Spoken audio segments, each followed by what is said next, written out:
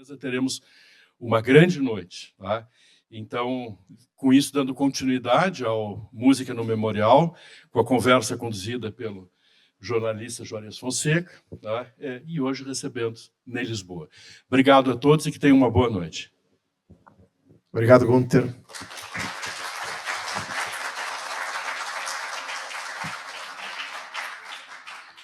Boa noite, pessoal. Pois é, o Ney, essa figura que já completou, está completando 45 anos de carreira, né? Na verdade, tu dá para o início 79, né? Isso, contando do primeiro show de teatro, então são 46 agora. 46. Então já aproxima mais muito aqui. Em breve, né? um pouquinho. Contando do show com o Gelson Oliveira em junho de 1979. Né? A gente podia começar pelo início, então. Tu nasceste em Caxias do Sul, né? Nasci. E aí faz um relato dessa coisa que fosse para os Estados Unidos estudar. Como é que foi esse início todo do teu, digamos, desenvolvimento? Início um pouco mais. Eu nasci em Caxias do Sul um pouco por acaso, deixa eu te dizer. Porque a minha família era toda. Meus pais são gaúchos, mas foram morar em Santa Catarina. E meu pai era fiscal do INAMPS na época, no IAPI, que era um dos que deveria formar o INAMPS depois. Instituto de Aposentadoria e Pensões dos Industriais. Exatamente. É onde saiu a nossa querida Elis Regina, depois da Vila Reina. Entendo.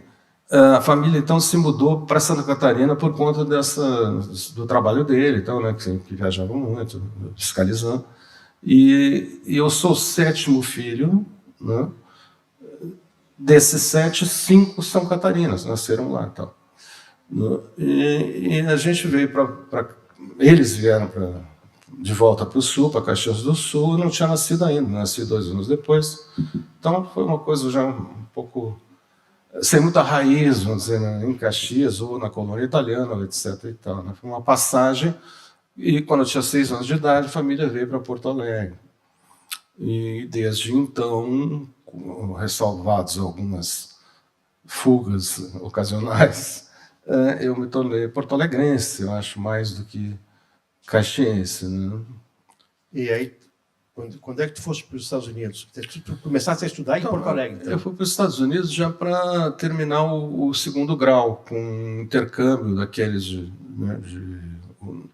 no caso era o American Field Service, a AFS, para quem conhece aí os intercâmbios, onde tu passa um ano fazendo o último ano de colégio lá nos Estados Unidos. Fiquei 1 ano.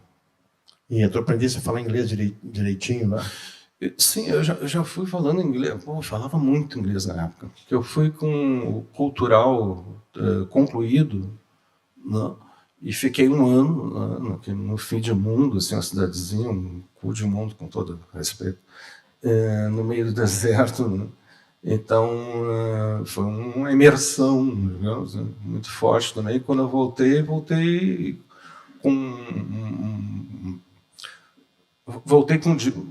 fiz aqueles concursos de Cambridge, de Proficiency, sei lá o que mais, né? Tinha um diplomado e tal, e cheguei a dar um pouquinho de aula de inglês, assim. Mas era um péssimo professor. Por quê? Eu desisti rapidamente. Assim. Porque não tinha o inglês, mas não tinha didática, não tinha nada, não tinha nem o dom natural, assim, que fosse, né, espontâneo de saber ensinar. Chegaste a fazer vestibular para a universidade também, né? Exatamente, fiz 2 vezes. Eu comecei o curso de composição e regência aqui, em Porto Alegre, em 77. E no ano seguinte eu quis ir morar na Bahia. Já era a 3ª vez que eu ia passar um verão na Bahia e fui para morar. Eu tinha uma irmã que morava lá e tal. Aí fiz vestibular lá, para a escola de música também lá. E lá que eu comecei a dar aula ou tentei dar aula de inglês também, consegui um ótimo emprego a princípio, tal, que seria o cultural de lá, de Salvador. Né? Ela é um inglês com sotaque baiano. Né? É. Mas e como é que entrou a música nessa história aí? Nessa época, nesse ano que eu fiquei nos Estados Unidos, foi bem chave, assim, essa coisa de estar longe daqui, e muito solitário, numa cidadezinha que era como assim, Bagdá Café, sabe, do filme, né? Uma coisa na beira de estrada, no sul da Califórnia, no meio do deserto.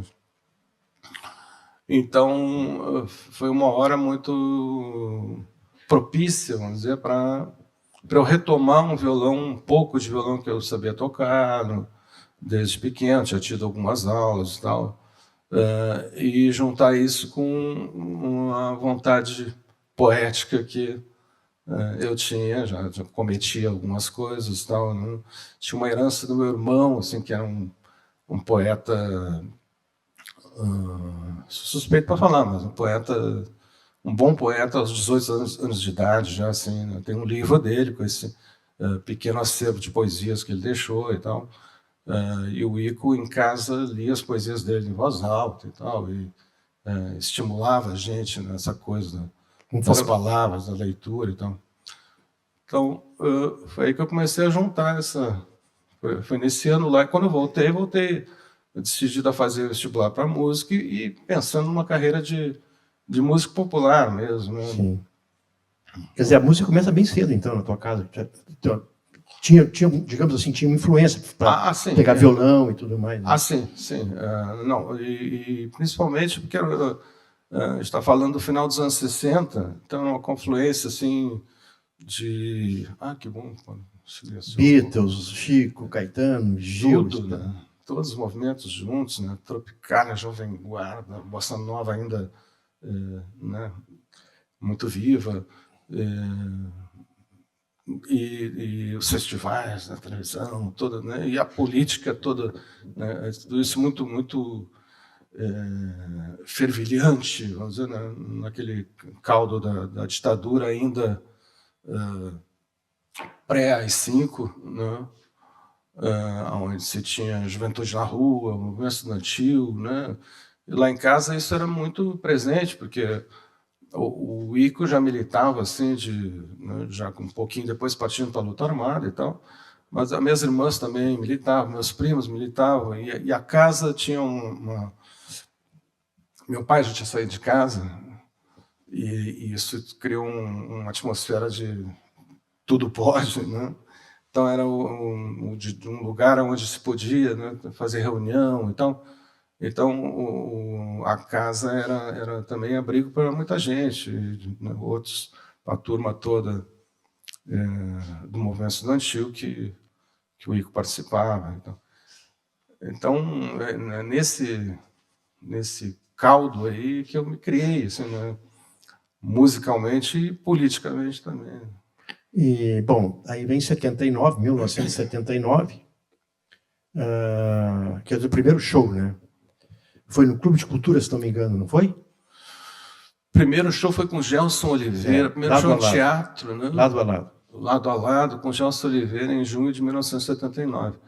A gente vinha de muitas apresentações dentro da universidade, no meu caso, e o Gelson também já tinha uma carreira fora, assim, de apresentações em festivais, na noite e tal. Mas em teatro foi, acho que para os dois, o primeiro show. Né? Lado a lado, né? E foi no Clube de Cultura? No Clube de Cultura. Clube de Cultura. Depois vem Deu Pra Ti anos 70, que é uma história que mais ou menos as pessoas conhecem, porque isso começou a aparecer pichado nos muros do Bonfim e outros lugares, a expressão Deu Pra Ti anos 70, e ninguém sabia o que era aquilo. Né? Era eu.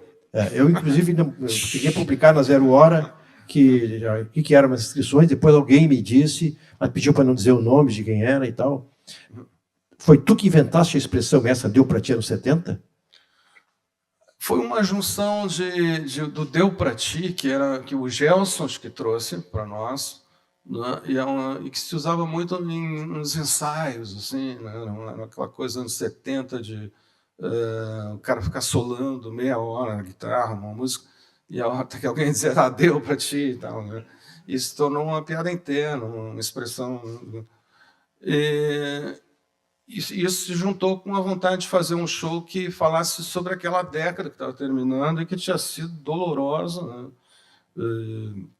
Muito dura assim, para a gente que viveu a adolescência toda, praticamente, né? Debaixo dos momentos mais cruéis da ditadura, né? De um país que estava silenciado e triste. Então, em 79 vem a anistia, né? Em 79 já estava se vislumbrando essa coisa da abertura, mas com aquela percepção também de que ia ser lenta, gradual e mentirosa, como de fato foi e tal. Sim. Né? Foi até 84 ainda, né? Sim. O governo militar e tal. Mas sim, já era, né? Teve anistia, né? Era um momento de distensão. Assim. E essa expressão deu para ti se tornou também usada pelo Cleiton e Cledir, o maior sucesso da dupla, né? Deu para ti anos 70, que eles não dizem anos 70, só utilizam esse deu para ti.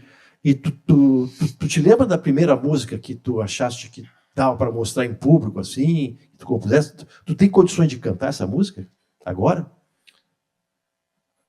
Eu já contei essa historinha, mas eu gosto de contar de novo. Aonde? Várias vezes, não aqui. Eu não ouvi essa história, eu não me lembro dela. Eu acho que estou te lembrando, mas nunca é demais. Não, eu não saberia tocar, mas foi lá nos Estados Unidos que eu resolvi que me convidaram para um festival de música da Igreja Batista. Né? Tinha uma igreja muito forte, claro, cidade do interior, minha família era batista, etc. Família que eu parei lá. E daí eu pensei, vou compor uma música, primeira música. E fiz uma música em inglês macarrônico, assim, contando de como o proletariado ia surgido da areia do deserto, o campesinato ia tomar o poder, etc. E fui lá para o Festival de Igreja Batista cantar isso, e, obviamente, as pessoas desse tamanho não entenderam lufas. Né? E eu tirei o 8º lugar, glorioso, entre 8 que se apresentar. Ganhei uma noção pós-barba que até hoje me arrependo muito de não ter guardado. E teu primeiro sucesso, assim, que começou a cantar, lembra qual foi o teu primeiro sucesso? Aí depois aqui... tinha coisas ainda no tempo da universidade que nunca mais a gente tocou, muito menos gravou, coisa parecida. Mas como tinha uma que fazia sucesso, porque era engraçadinha, na época, chamava Balada para Margarete. E essa te lembra, não? Ela dizia uma coisa assim... Ela diz que adora meu Fuscão, mas namora com o Marcão, porque ele tem chevette. Olha... E não me lembro mais. Mas é por aí afora. Tinham coisas bem sérias, assim, né, revolucionárias e tal. Lembro de uma que era 10 mil milênios de vida, sem fim nem começo. Não, mas... Tá, então, qual a primeira música, digamos assim, ó, eu queria que tu cante uma música agora pra gente, tá? Qual a mais antiga que tu pode cantar agora aqui? Uau! Deixa eu pegar o violão para ver se eu me lembro. Surpreendente, porque eu fiz...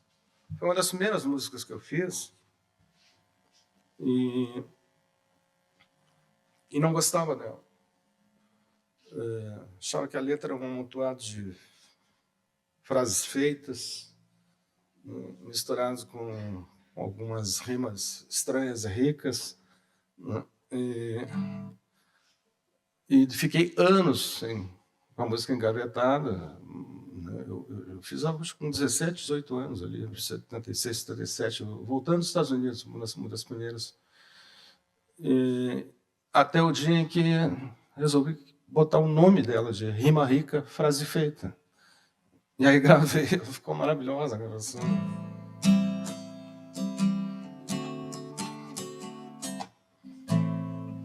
Acho que eu pego outra, essa aí é muito chata mesmo. Obrigado, Júlio. Aqui, ó. Posso tirar mais aqui? Não, tá bom. Não, agora. Aqui assim, ó.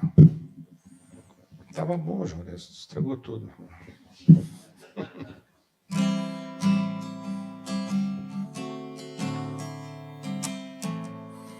Desculpe, meu bem, se ontem te fiz chorar, mas a vida é assim mesmo, não se pode exigir, pouco dá pra esperar. Muito obrigado por tudo, pelo teu suor, pelos teus gemidos. Espero que a minha estupidez cicatrize teus sentimentos feridos.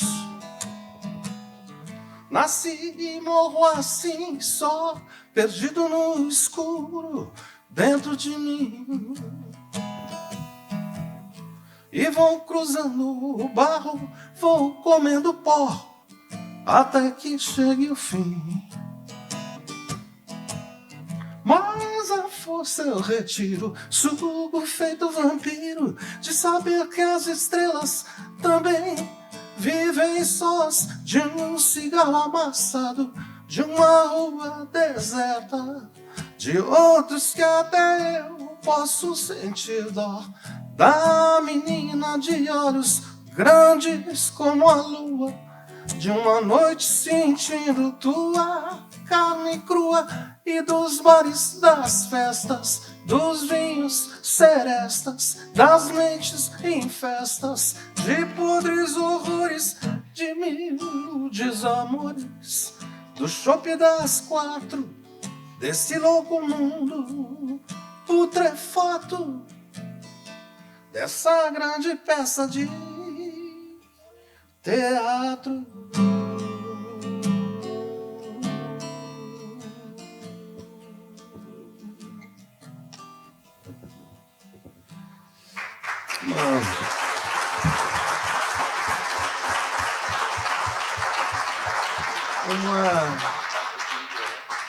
Sim, desculpa.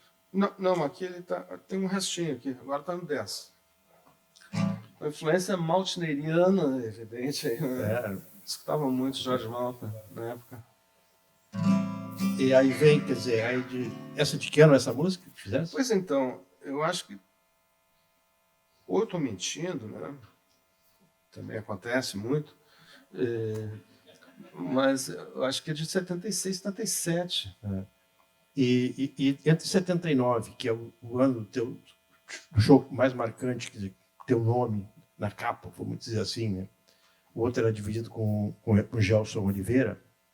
79 a 82, ficasse preparando o repertório para o primeiro disco. É isso? É, isso. Aí já eram várias parcerias com o Agostinho Lix, né? Já levando a coisa bem mais a sério, né? Começando a trabalhar com música, né? Os primeiros cachês, os primeiros shows mais profissionais, mas ainda aprendendo muito, né? A gente foi gravar o primeiro disco em 83. Que é esse aqui. Então, esse aqui é o original de 83, que foi lançado com financiamento coletivo, né? Isso. Que a gente chamava de tu vendesse burneires bônus, né? Depois a gravadora, a City, pegou o disco e lançou e relançou quando isso aqui 84, acho que foi no ano seguinte. 2 anos depois. No ano passado, depois veio o CD, né? Lançado pelo selo Antídoto, que era um selo da gravadora A City, era um selo de pop e rock e tal, né? Onde muita gente muita gente gravou discos por esse selo, entre eles o Júpiter Maçã, com alguns dos primeiros mais sucessos do rock gaúcho, como, por exemplo, a Sétima Efervescência e outros, né? E no ano passado, a Toca do Disco voltou com esse LP, né? Eu não mudei nada, você pode ver. Hã? A cara continua a mesma. A cara continua a mesma. Não mudou nada. Mas, enfim, esse disco é um clássico da discografia do Rio Grande do Sul, e brasileira também, né? E a capa fantástica, né? A capa saudoso é Roberto muito Silva. boa, né? E tem foi, aqui alguns sucessos que eu acho, tipo assim, o Síndrome de Abstinência foi um grande sucesso, é um sucesso. Dude 2 também. Não Me Pergunte a Hora. No Chance, que não é tua, essa é do Boina, né? Isso. Que eu nunca mais vi falar do Boina, não sei que fim levou ele. Tá firme aí. Hã? Ele não tá na música, mas... Tá por aí. Tá por aí. E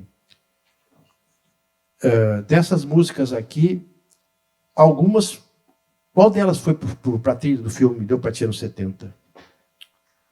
Foi Não Me Pergunte a Hora. Dude 2. Porque tem Dude 2 que tá. Tem um detalhe, boa parte do repertório do Deu Pra Ti nos 70 não tá aí. Não tá aqui. Não tá aí. Do show, né? É. E é isso que eu tinha esquecido de falar aqui. Eu falei do Cleito Cledir, que botou o Deu Pra Ti, e essa expressão com o Ney, com música do Ney, deu filme, Deu Pra Ti nos 70, quer dizer, inspirou um filme que é o primeiro filme, era um Super 8, o primeiro filme do chamado Novo Cinema Gaúcho, que foi mostrado em Gramado, né? Era um filme dirigido pelo Nelson Nadotti. E o Giba Assis Brasil. Nelson Nadotti e o Giba Assis Brasil. E Giba Assis Brasil. E foi apresentado em Gramado, lá assim, no festival de Gramado, mas fora do festival, numa sala, levado por eles, que eram jovens fazendo cinema, primeiro filme. E o Valmor Chagas foi assistir o filme e voltou encantado com a verdade daquele filme, com o que dizia aquele filme, né? E aí espalhou aquilo, e aí começou a espalhar, e todo mundo ficou conhecendo, né? Esse filme e as músicas do Ney também, né? É um repertório todo que também se foi, assim, a maior parte não foi gravado. Hã? O repertório meu que está no filme sim. É um repertório que não chegou nesse disco, que não... Afora, acho que o Dude 2 te referisse mais alguma, mas são coisas que não... eu não saberia tocar. Mas aí tu engrena, né, Ney? É? Aí tu engrena. Em 83 tu engrena, em 84 já sai o segundo disco. Né? Que é um disco Noves Fora, né? Também lançado pela gravadora City. E isso te chama a atenção, né? Chama a atenção das grandes gravadoras nacionais, né? Aí o terceiro disco já é pela gravadora EMI, né? Que é o Carecas da Jamaica. Né? Essa coisa do Carecas da Jamaica é interessante, né? Porque a Jamaica, teoricamente, não tinha careca, era só deadlocks, né? Os caras do reggae, né? Por conta disso, né? É por conta de uma música do Bob Marley, na verdade, que diz nós vamos expulsar esses carecas loucos daqui, we're gonna chase this crazy ball that's out of the town. Então, essa ideia de um poder branco deslocado, né, de uma população que é o Brasil, né?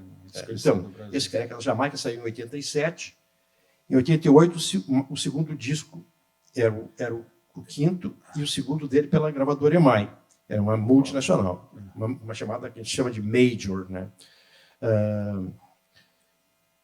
Foi EM o nome, né?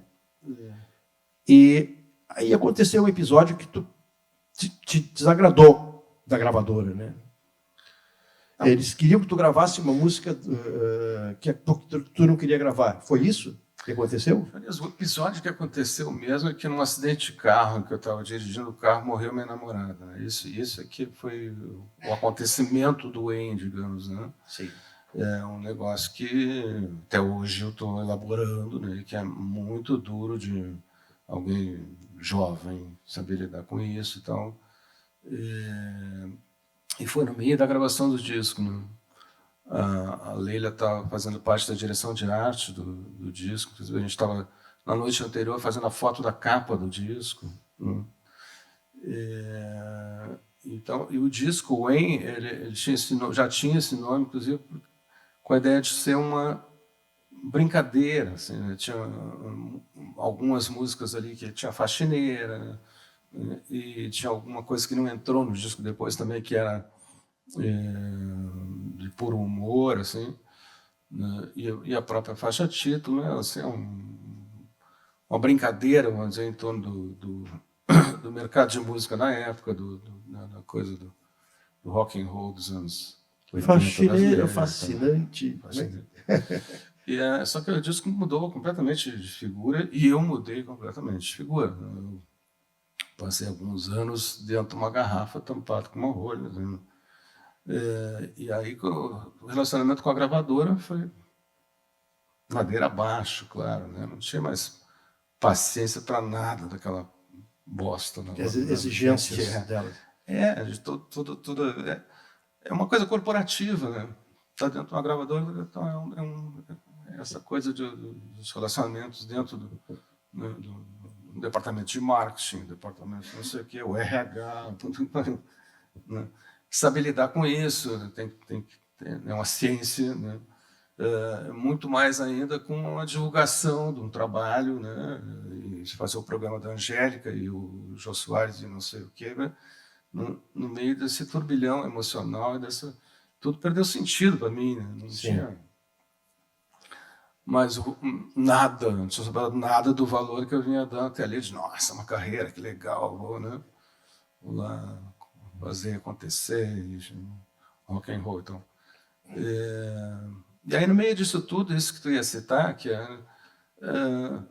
ficou uma coisa que, né, recorrentemente me perguntam e que eu falo sobre, mas na verdade dá para dizer que foi uma gota d'água, né? Foi um episódio onde depois eu fui chutado da gravadora, porque era uma boia de salvação, assim, olha, tem uma música na novela, quer cantar, né? E a princípio eu topei porque era para ser uma versão dos Beatles, mas com letra do me ajuda, parceiro do Milton, assim, Fernando Brant. Não. Lô Borges. Não. Beto Guedes. Não. Ronaldo Bastos. Ronaldo Bastos. Né? Uma versão do Ronaldo Bastos, que conheceu o meu trabalho na gravadora e me disse ainda pode mexer à vontade. Imagina, olha, né? Então fui para lá bem pronto para encarar essa e tal. Né? A ideia de uma versão dos Beatles eu acho tenebrosa sempre. Não, essas coisas que a Rita Lee fez foram maravilhosas. Né? Mas para uma música, Hey Jude, para uma música de novela, eu achei uma coisa estranha. Mas com a letra do Ronaldo Bastos, algumas partes dá para conservar em inglês. Só que eu cheguei lá e tinham trocado totalmente a ideia, tinha passado a ser uma letra do versionista da Jovem Guarda, que para a Jovem Guarda era ótimo, mas... E aí eu disse que não ia gravar, bom, aí então acabou minha carreira ali dentro da EMI, né? Mas isso é o que eu te falei, é uma gota d'água dentro do... Na verdade, a tua geração, essa geração de músicos do Rio Grande do Sul, boa parte dela passou pelas grandes gravadoras e nenhuma ficou. Bebeto Alves gravou o primeiro disco na CBS, que era uma grande gravadora. O Nelson Coelho de Castro gravou na Continental. O Raul Elvanger gravou na Bandeirantes. E assim foi, vários gravaram, mas todos acabaram com as gravadoras daqui ou gravando discos independentes, né? Gravando álbuns independentes. Depois, mais por fim, a gente vai falar desse negócio de hoje, sabe? Como é que é o processo, essa coisa do streaming, do disco sem imaterial, né? Que nem é disco, é álbum só, né? Mas pode lembrar uma música, cantar uma música desse do Wayne? Do Wayne? Faxineiro, não sei. Tem uma música, só, antes eu disse, tem uma música que pessoas pediam para te cantar e tu não cantava. Aquela que é Mônica Tricomônica. Essa não é do Wayne. Não, essa é do outro. Segundo disco. As pessoas pedem e eu não canto. Tu canta hoje? Não. Não. Que é muito bobo, né? tem alguns azares na carreira também, se é que dá para dizer assim, mas o Mônica Tricomônia saiu em cima do advento da AIDS, né? Para mim, perdeu a graça naquele instante, né? No momento que eu me dei conta que era uma brincadeira com doença sexualmente transmitível, com doença... Tem um caso fantástico também em torno dela, né? Porque era 1984, e a gente ainda tinha censura de música no Brasil, coisa incrível. As letras, desde lá, ao longo de todos os anos 70, assim, tinha sido, né? Cada letra que fosse cantar em qualquer lugar, tinha que mandar para Brasília e receber um carimbo da censura federal, né? O critério dos censores era aquela coisa absurda que, né, muitas vezes deixava passar coisas flagrantemente questionadoras e políticas e comunistas e tal, e outras vezes, enfim, o Chico Buarque já é um caso clássico. Apesar de você, eles liberaram e depois se deram conta do que significava aquilo, né?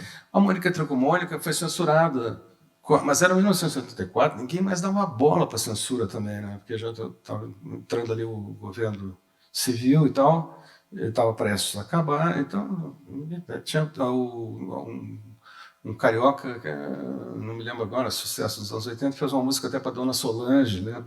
Solange, So Long e tal. A Rita fez uma. A Solange era... Rita Lee fez uma para a Dona Solange também. Fez uma? Ah, tá. Que era a chefe da censura federal, né? Mas, enfim, então, por conta disso, a gente mandou fazer o disco. A gente não, a gravadora, mandou fazer o disco certo, que não. O disco pronto, fabricado, e chegou censurado, né? E a gente, puta, o que fazer agora, né? Eu estava nesse impasse quando tocou o telefone lá de casa e era a Secretaria da Saúde do Estado do Rio Grande do Sul, governo, o secretário Germano Bonneau, solicitando a música para ser usada numa campanha de saúde pública contra o DST, né? Aí, bom, aí estamos enrolando, né? Porque aí virou um absurdo dos absurdos, virou matéria da Isto É, virou matéria, e aí liberaram a música. E foi, mas como eu te disse, em seguida a coisa da AIDS se revelou do tamanho, né, da qualidade que era, e achei que ela perdeu, né? Mas tu ia cantar uma música do Wayne. Ah, do Wayne? Do Wayne tem várias. Diga-me. O próprio Wayne? Esse,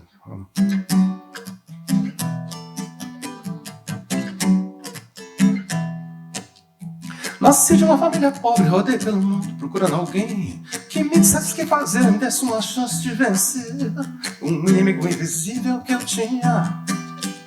Cabeça e cauda de dragão, os olhos do Orelhão, de dia atrás de mim, de noite se escondia no porão.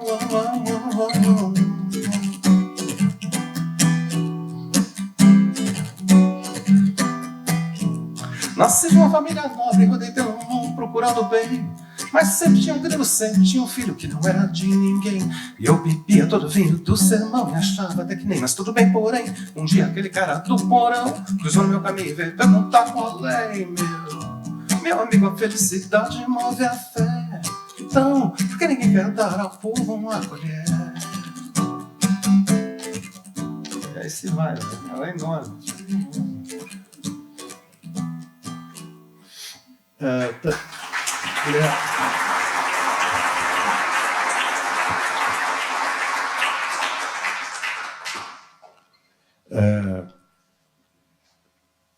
Em termos de carreira nacional, tu não investisse muito nesse lado assim, né, de viajar, de tentar, assim, eu sei, acho que 2010 fez uma turnê, né?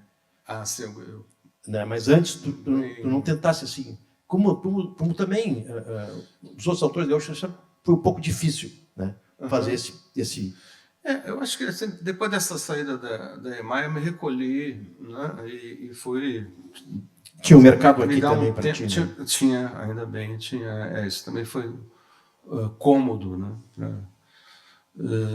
E fui fazer uns anos de psicanálise, fui escrever um livro, né, que é um pouco uma monografia da psicanálise. Né? O Morto pela Janela? O Morto pela Janela, né? E fui fazer um trabalho totalmente para o outro lado, né, com músicos uruguaios, voltado para o Uruguai, voltado para a música uruguaia, que eu tinha interesse já e conhecimento um que pouco. É o Amém. Que é o Amém.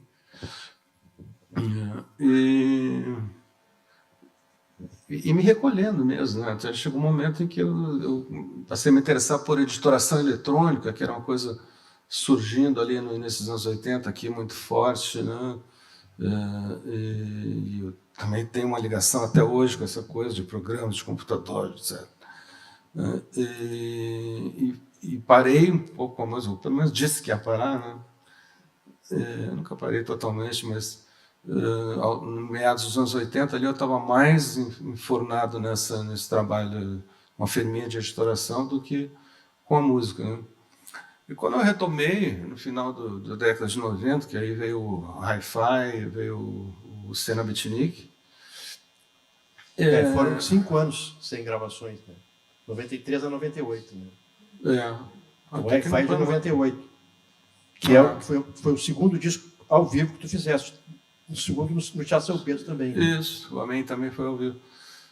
E o Senna Beatnik foi um retorno da composição, né, do disco autoral, em 2001. Eu já tinha 42 anos, né?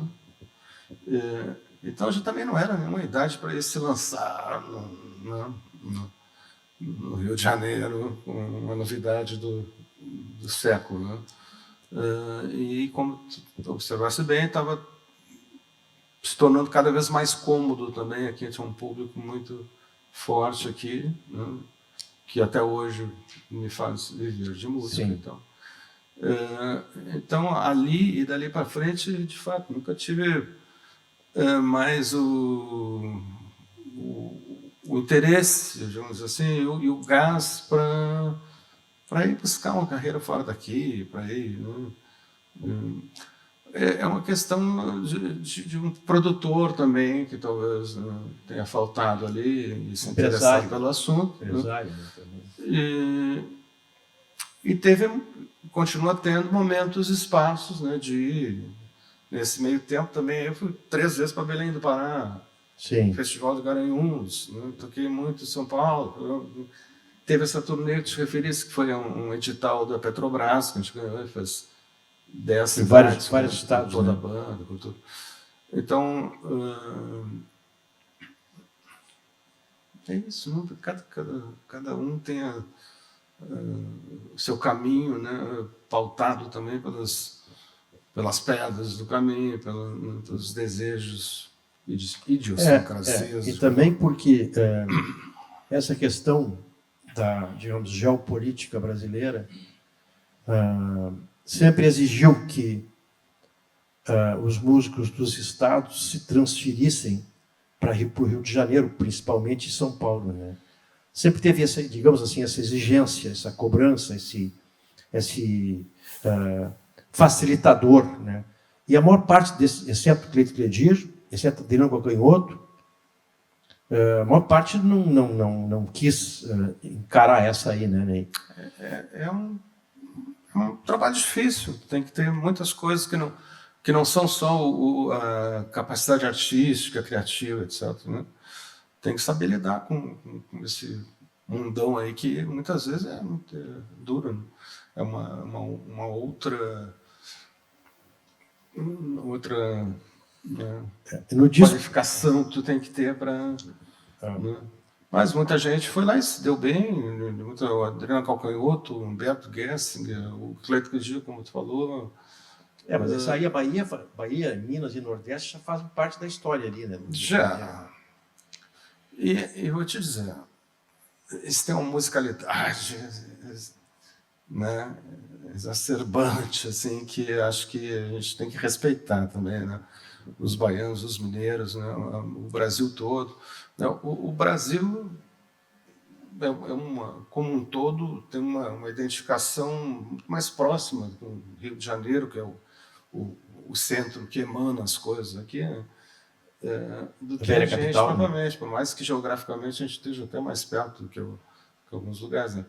Mas culturalmente, né, eu acho que é uma série de coisas, né? A gente se fecha também. Acho que faltou muito, para a minha geração, pelo menos, de compositores, um mentor, assim, alguém que tivesse a noção, que, por exemplo, teve o Guilherme Araújo para os tropicalistas, né? Um empresário com uma noção né? Sem deixar de valorizar e de preservar o teu trabalho com tudo, do jeito que ele é, né? Questionador, etc., mas saber como inserir isso, brigar por isso dentro do mercado e te dizer também como é que as coisas acontecem, né? Sim. Faltou um tiozão, um pai para... gente que entendesse esses meandros. Empresário, né? Era todo mundo muito iniciante aqui mesmo, adentrando os anos 80 ainda, né? O mercado aqui era pequeno, os produtores estavam começando tanto quanto nós, vamos dizer assim, né? Dentro da profissão. Eu entendo também, por um lado, sair daqui para tentar, digamos, iniciar, entre aspas, ou não, lá fora, e aí tu irias acabar interrompendo esse processo aqui também teu, né? Que era um processo assim, dinâmico e que só te deu alegrias, né? Porque sempre, teus shows sempre lotados, sabe? Assim, tem um público fiel, né? E, aliás, eu até te liguei, te perguntei lá, você puxou para essa conversa que podia ser o Senhor do Bonfim. Quando é que surge essa história do Senhor do Bonfim? Então, o Bonfim já estava em mim, né, ali nos anos 80 todo. Eu vivia no Bonfim, morava no Bonfim, fazia parte daquela geração que é bonfiniana, né, daquela cultura daquela época, da música, do cinema.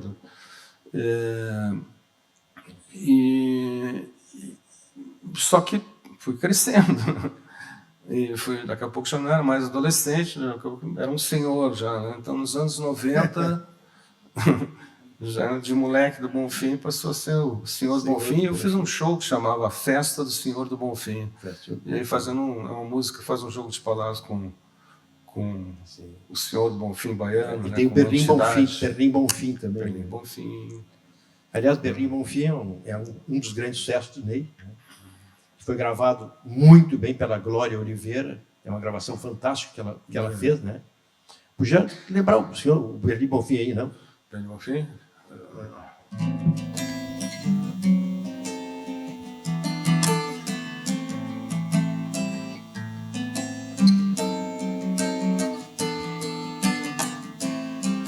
Já vejo casas ocupadas, as portas desenhadas no vergonhoso muro da Mauá.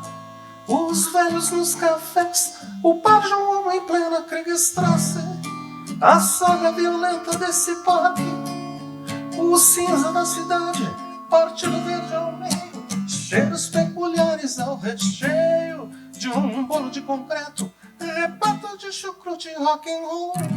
E depois da meia-noite, a fauna ensandecida do ocidente, digitando em frente ao metrópole. Berlim, Bonfim, Berlim, Bonfim, Berlim, Bonfim, Berlim, Bonfim. Acho que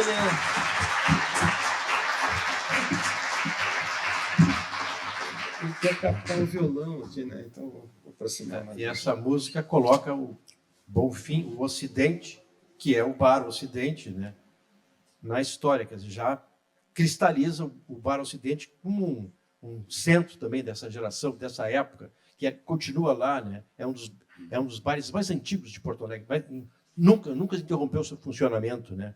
Continua cada vez mais vivo, mais estimulante, assim, com música. O Ocidente é de 1980. A gente tinha uma apresentação, um show, eu, o Agostinho e o Boi, né? Um show chamado Verde, no Círculo Social Israelita, com direção do Antônio Carlos Brunet, o Dunga.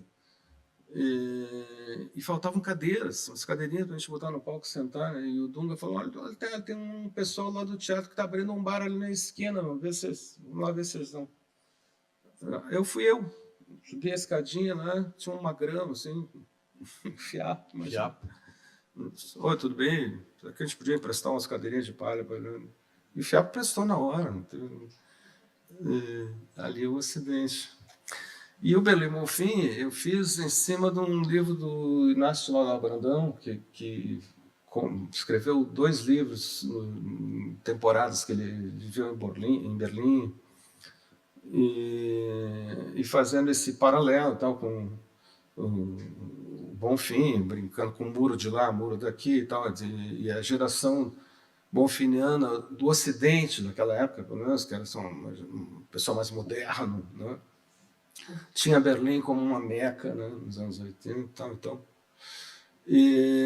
Mas aconteceu, o disco saiu em 87 e no ano seguinte o Bonfim, que já era um alvo cotidiano da violência policial, né, passou por uma blitz no Bar Ocidente, em que botaram 200 pessoas deitadas no chão, prenderam todo mundo, né, fizeram e aconteceram, e encontraram uma pontinha de baseado.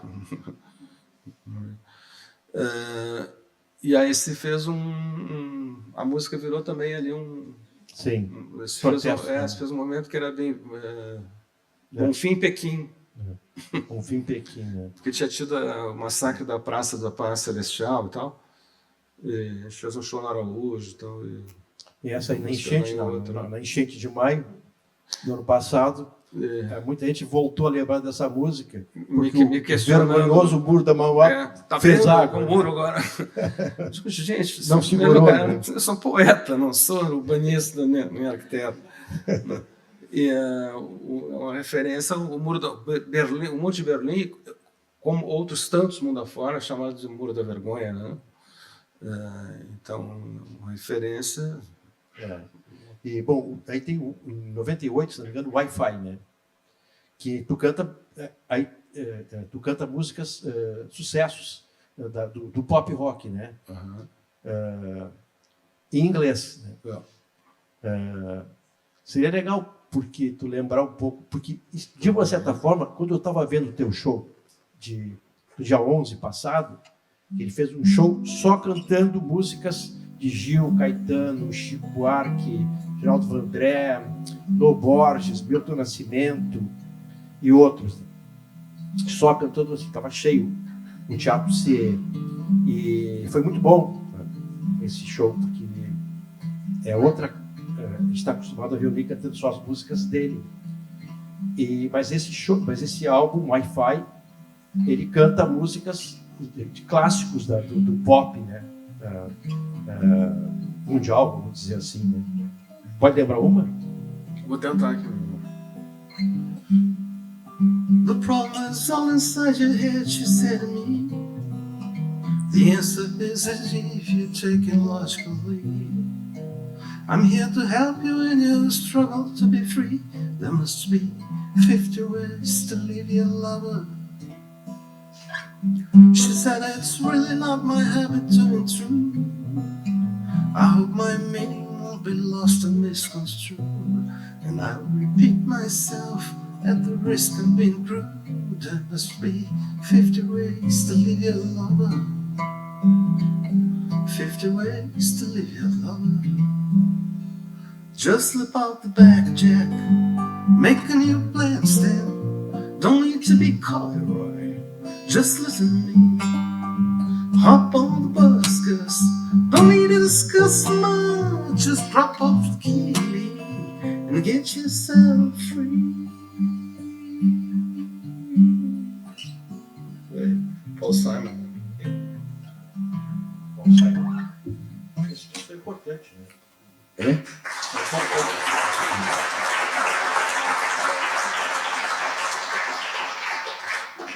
interessante isso. Digamos, a distância permite que se veja como a tua carreira faz isso aqui, né? anda em ondas, sabe? Como esse último show, ele de uma certa forma se liga ao Wi-Fi, né? De uma certa forma, né? Cantando só repertório de outros, e em inglês, né? Que é uma coisa que estava guardada lá. E é como um rememorar, assim, né? Porque tanto um quanto o outro são uma volta, né? O Hi-Fi foi feito com canções que eu, naquele ano, nos Estados Unidos, lá, estava tirando no violão, né? Por mais que tem coisa dos Beatles no meio, os antigos, mas eu estava na hora ali, eram daquele momento para mim, né? Esse show agora no Cantigalha foi a mesma coisa, né? Só que dos anos 70, aqui no Brasil, já mais para o final dos anos 70, aquilo que eu tirava no violão, né? Das revistinhas de música, de banca, de revista. Eu acho legal também essa história eu escrevi lá no Facebook sobre essa coisa do Antigualhas, né? Que tem um antigo escritor, cronista de Porto Alegre, Antônio Alves Pereira, que era conhecido como Coruja. Coruja. Eu editorei esse livro dele. Compraste? Não, eu editorei, fiz a editoração eletrônica do Antigualhas. Ele foi considerado o primeiro cronista assim, das antigas de Porto Alegre, né? E o livro dele, que foi lançado depois, é o Antigualhas, né? Pela prefeitura ali, né? O Ilhota. A Ilhota. E o que significa Porto Alegre para ti? Tantas coisas, né, a depender da época. Então, hoje em dia, vou te confessar, uma decepção extrema, né? Uma tristeza. Outro dia eu dei uma entrevista ali para a RBS, me perguntaram: tu nunca pensou em sair de Porto Alegre? Eu falei: não, mas tu está me dando uma ideia agora.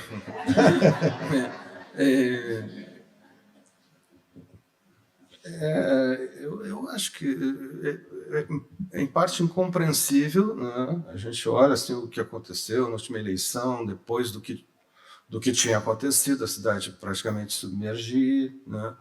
A gente olha o tipo de serviço que é prestado, né, para a população, desde as questões de educação, a creche, a coleta de lixo, ou o que tu quiser, né?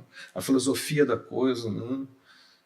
Que não é o público, né? É o privado, é entregar, é vender, né? A cultura, pelo amor de Deus, o que se fez com os espaços, com os equipamentos culturais da cidade, né? Destruindo e entregando, né? Então é muito difícil compreender como é que a coisa evolui e se sustenta assim, mas é que por trás disso tem um poder muito forte sempre, é claro, né? Poder econômico. E quem a gente leu o trabalho não vou me lembrar o nome, mas é um rapaz que andou no ano passado bastante na mídia dos blogs, né? Não na mídia hegemônica da cidade, claro, não, mas com um trabalho justamente que era sobre os donos da cidade, né?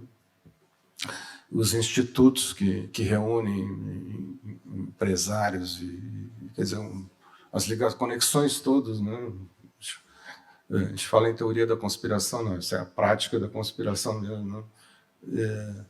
Que está aí regindo, né, o poder político como marionete, né, a fazer aquilo que vai encher o bolso de poucos, né, e atazanar a vida de todos nós, todos os outros. Uma pena. Depois do Wi-Fi, desde que ele cantou essa música, em 2001 ele lançou o Cena Beatnik, em 2003 Relógios de Sol, em 2006 Translucidação, depois em 2010 vem essa turnê nacional, né, que ele lembrou, passou por Curitiba, Florianópolis, Belo Horizonte, São Paulo, Brasília, Belém, Rio e outras cidades, né. Em 2013 o 10º disco, A Vida Inteira, e em 2015 o último, né? 2022 tem um EP que eu lancei também, digital só. 2015 é ao vivo, é um disco ao vivo, é o terceiro ao vivo dele. Telas, Tramas e Trapaças do Novo Mundo. Aí já foca num um negócio mais crítico, né? É. Esse período agora, sabe, a que tu te referes sobre Porto Alegre, tem alguma música que tu tenha feito para esse período que tu tenha te motivado a fazer, falando dessa Porto Alegre, com a qual tu não concorda, assim? Porto Alegre, propriamente, não, mas tem coisas do Telas e Tramas que... Deixa eu ver aqui se rola isso.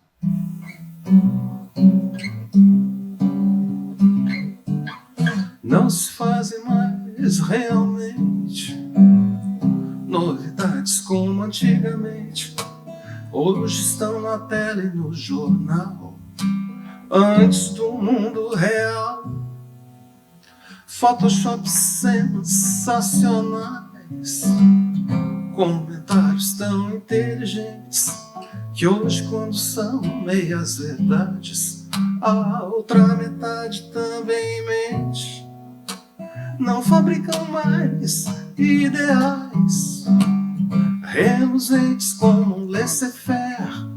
Hoje fazem só publicidade do que o dono da cidade quer. E quando um homem se disser mordido num portão, sexy o cachorro, tome-se a declaração que se o fato é muito chato, publica-se a versão do cão.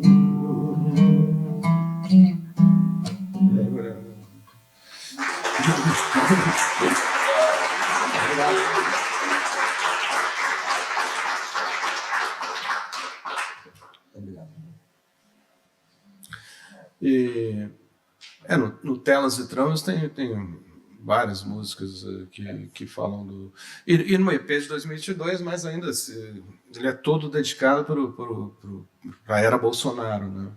São 5 músicas. O brabo é o seguinte, Juarez, todas elas são feitas com aquele outro violão com outra afinação. Tá. Sei. Então, aqui não rola mesmo. Tá certo. Mas tá... Aqui, especialmente pro Bolsonaro, deixa eu ver se eu me lembro.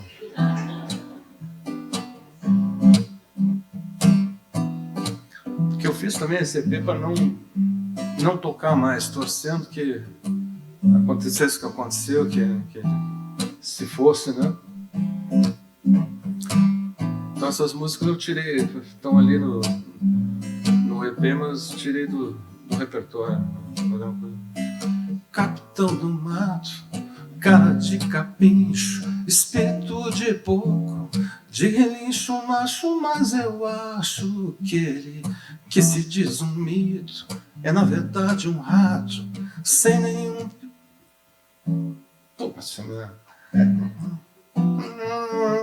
Cruza de jumento com psicopato, muito pouco humano pra dizer onde é que esse país deve mirar. É na verdade um rato sem nenhum juízo, cruza de jumento com psicopato.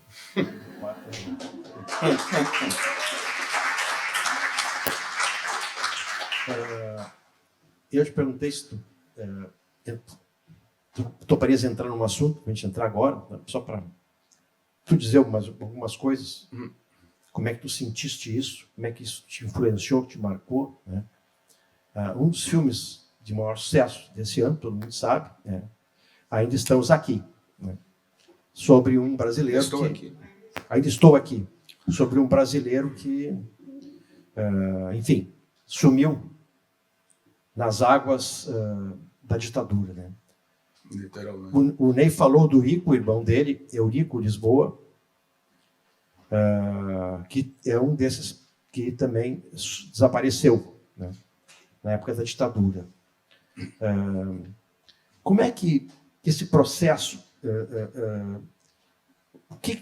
como é que a família sentiu esse processo de desaparecimento, de prisão, enfim, do Eurico?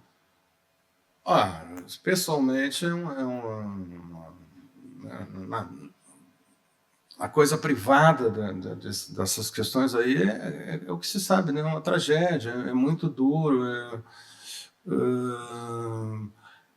é um sofrimento, no caso do desaparecimento, né? Arquitetado, assim, né? Essa coisa de desaparecer com o corpo não é gratuita, né?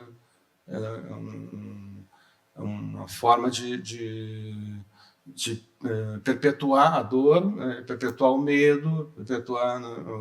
Uma forma de disseminar terror também, como outras tantas tinha a ditadura e tem todas as ditaduras. Né? São coisas que vêm, né?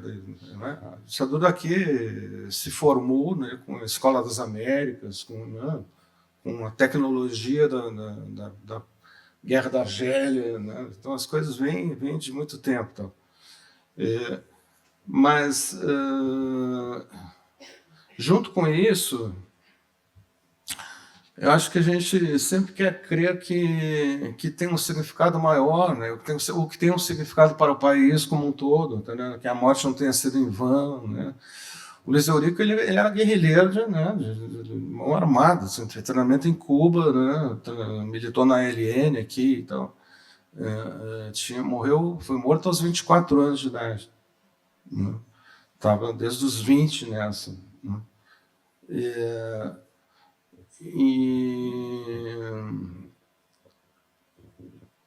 Tem algum livro sobre ele? Sim, tem um livro que foi organizado pelo Antônio Hoffel na primeira edição, e depois teve a segunda e a terceira agora no ano retrasado, foram 50 anos da morte dele. E se chama Condições Ideais para o Amor, que é uma reunião de poemas do Ico com cartas dele para a esposa Susana e com depoimentos de contemporâneos e tal, né? Mas o ponto que eu queria chegar é esse aqui. Há uma dor também em torno da incapacidade do Brasil, né, em passar isso a limpo. Então, deixa eu falar uma coisa aqui que eu acho que eu posso falar agora sem ser apedrejado, mas em alguns momentos... Né, ainda estou aqui, é um lindo filme. Não tem dúvida. Né, é emocionante, a gente chora, importante, etc. e tal. Né?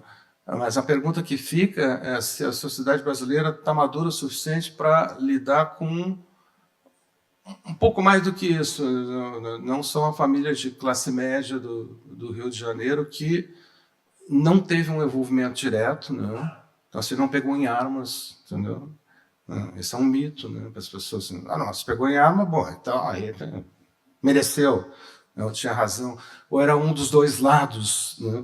Que é sempre a eterna mentira que a ditadura criou, né? De que estava interferindo entre dois lados, né? O outro lado era o CCC, criado por eles mesmos, né? O outro era o terror que o próprio Estado patrocinava e tal.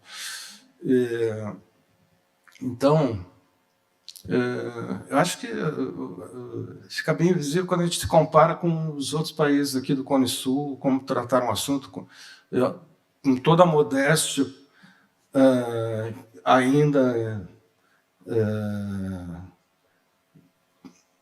toda a dificuldade, né, que a reação da direita nesses países também teve, né, também patrocinou e tal, mas, né, com uma dignidade, né, de buscar a verdade histórica, de responsabilizar, de prender, né, aquele monte de gente, no caso da Argentina, né, um monte de militares e tal. E a gente aqui no pós-8 de janeiro teve um momento, acho que importante, digno, né? A gente está tendo, né? Mas o próprio fato do 8 de janeiro ter sido possível e acontecer, e quase que a gente repete um golpe de Estado militar no Brasil, né? Diz também da incapacidade da gente de trazer tudo à luz, né? De deixar de ser tutelado pelos militares, né? De ter medo disso, né? Reafirmar o poder civil sobre, né, o mundo militar, né, de varrer de lá de dentro também desse universo qualquer comemoração ao golpe de Estado de 64, né, essa noção absurda de escolas cívico-militares que a gente está vendo acontecer, se espalhar pelo país, né? Tudo isso, eu acho que está muito ligado à dificuldade cultural assim, da sociedade brasileira de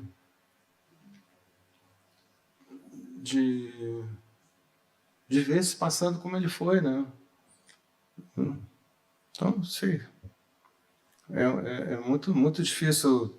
Voltando, ainda estou aqui, que eu falei, lindo filme, maravilha. Eu quero saber se para o futuro, o que ele nos lega além da alegria de um Oscar, né? É um ótimo, maravilhoso diretor de cinema, né? Mas filho de um banqueiro que financiou a ditadura também, entre outras coisas, né? Então... Isso não impede que ele seja diferente, né? Não impede, verdade.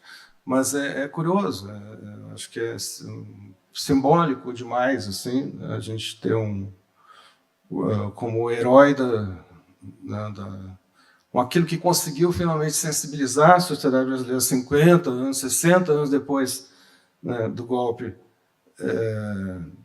a respeito desse assunto, né, ser um filme de um banqueiro que ganhou um Oscar. Mas esse cara, quer dizer, esse cineasta já fez outras coisas nesse sentido também, né? Sim. Outros filmes, quer dizer, ele está... Ótimo. Então não podemos impedir que o filho de um banqueiro também... Não podemos.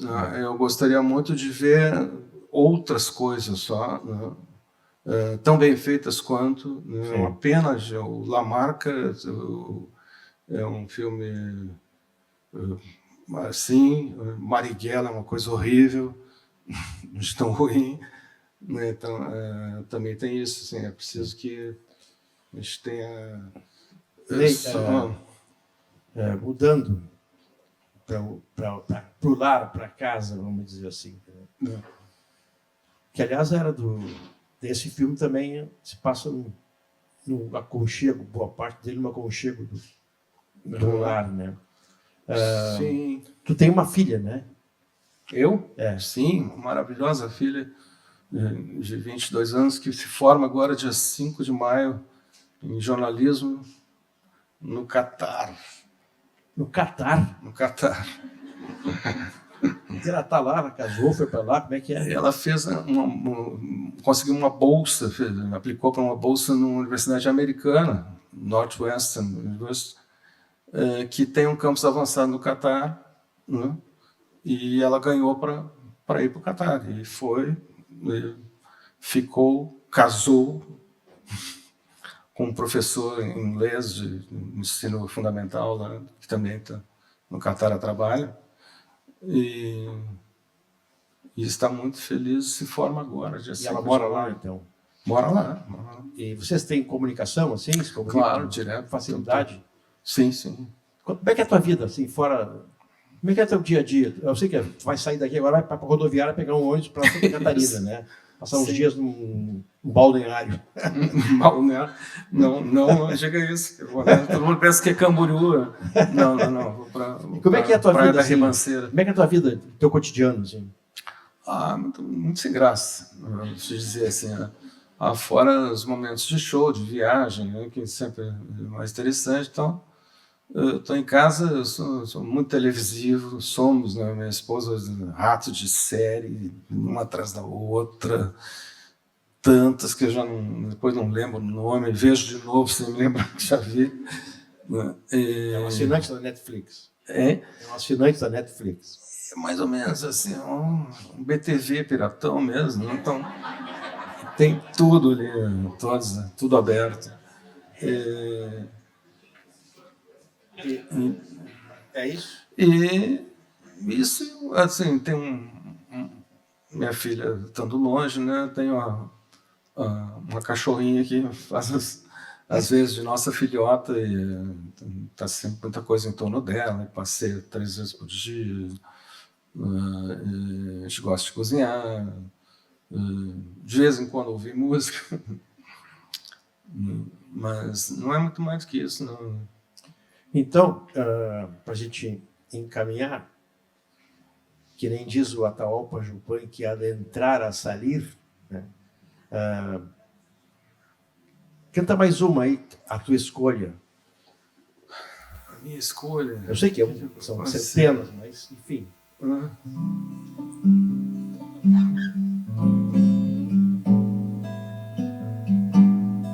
Sabe, eu peço, se vocês escolherem...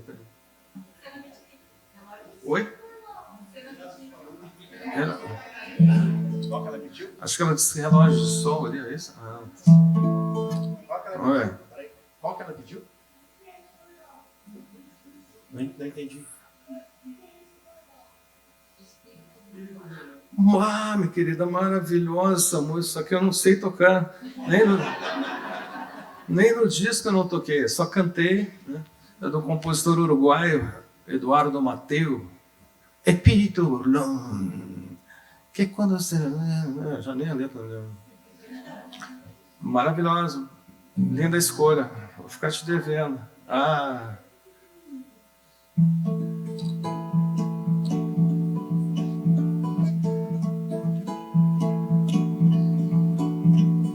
Troco teu leite, teu mel, por meu suor e algumas rugas. Me ajudas a sonhar e eu te salvo de dragões. Troco um lugar no céu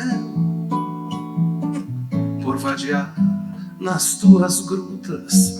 Me pregas uns botões e eu trato de vender relógios de sol e copos de chuva, punhados de azul, receitas de ajuda, uns quadros de Deus, fatias de fruta, pão.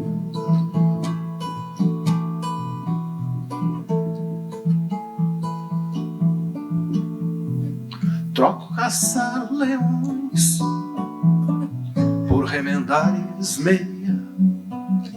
Inventas um troféu e eu trato de vencer. Solto meu barco ao léu das tuas velas prenhas. Me diz onde chegar. Eu vivo de aceitar retalhos de sol, caminhos de seda, tecidos no chão, das fibras da tua mão.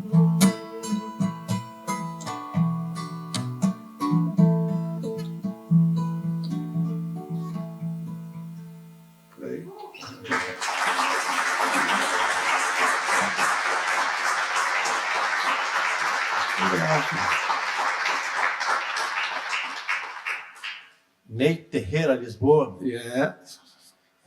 Esse Terreira vem da onde? Uruguai. Meu avô materno é uruguaio. Ney Lisboa, um dos grandes artistas e cabeças da nossa terra aqui.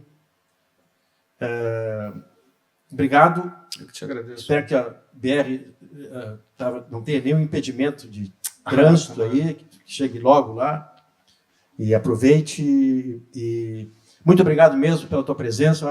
Espero que vocês tenham gostado. É um sujeito fantástico, Ney Lisboa. Obrigado.